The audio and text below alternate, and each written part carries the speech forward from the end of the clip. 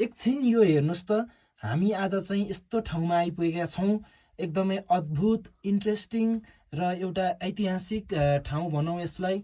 टोपाको गुफा भनिन्छ यो ठाउँलाई।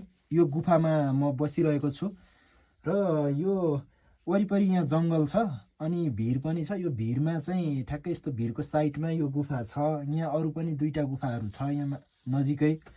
एउटा गुफा यो हो। यहाँ चाहिँ हेर्नुहोस् त, यो धेरै समय पहिले यहाँनिर हेर्दाखेरि एक किसिमले भन्यो भने यहाँ केही खानीहरू भएकोले खानीहरू उत्खनन गरेको हो कि जस्तो पनि मलाई अनुमान त्यस्तो लाग्छ, जहाँसम्म लाग्छ।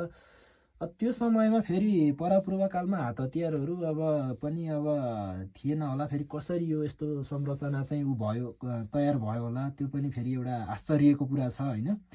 एउटा रोचक इन्ट्रेस्टिङ कुरा छ। अब यो गुफा धेरै भित्र कहाँसम्म छ होइन। हामीलाई अब धेरै भित्र जान चाहिँ अलिकति डर पनि लाग्छ, किनभने जङ्गल भएकोले यहाँ जङ्गली जनावरहरू पनि बसोबास गरेको हुन पनि सक्छ होइन। त्यो भएकोले हामीलाई अलिक भित्रै जानलाई चाहिँ अलिक डर पनि लागेको छ। अब यहीँ बसेर चाहिँ भिडियो बनाइरहेको छौँ हामीले। अब यसमा गाउँतिर हामीले सोद्धाखेरि बुढापाकाको भनाइअनुसार चाहिँ के हो भन्दाखेरि यसको कहानी यहाँबाट चाहिँ यहाँ तामा खानी थियो अरे, तामा खानी निकालेको अरे, तामा चाहिँ उत्खनन गरेको अरे। उत्खनन गर्दाखेरि तामा उत्खनन गर्दै जाने क्रममा योभन्दा अलिक पर पुगिसकेपछि एक ठाउँमा चाहिँ यो माथिबाट चाहिँ त्यो मान्छेहरू त्यहाँ तामा निकाल्ने मान्छेहरूलाई चाहिँ पुरेको थियो अरे। अनि त्यहाँ पुरेको ठाउँनिर चाहिँ यहाँभन्दा अलिकति पर छ त्यो ठाउँ चाहिँ। अनि त्यहाँ चाहिँ यस्तो त्यो एउटा बाबियो खर भन्ने हुन्छ, बाबियो घाँस हुन्छ, तपाईँहरूलाई थाहा छ होला।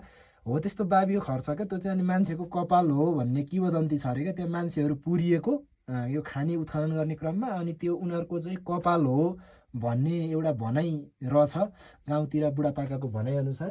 अनि त्यस्तो छ होइन। यहाँ परतिर पनि छ, अर्को पनि छ गुफा अझै। यहाँ सायद 2टा होइन भन्छ, 2टा होला गुफा अझै योभन्दा अर्को त्यस्तो छ। अनि यो हेर्दा चाहिँ अलिकति केही हतियारहरूले नै खनेको जस्तो एकदमै क्या, अब एकदम राम्रो फिनिसिङमा खनेको छ क्या। यो कस्तो अचम्म लाग्दो कुरा छ क्या यो। अब परापूर्वकालमा अब यो के हो होइन, एकदमै हामीलाई पनि अब एक्ज्याक्ट कुरा चाहिँ थाहा भएन होइन।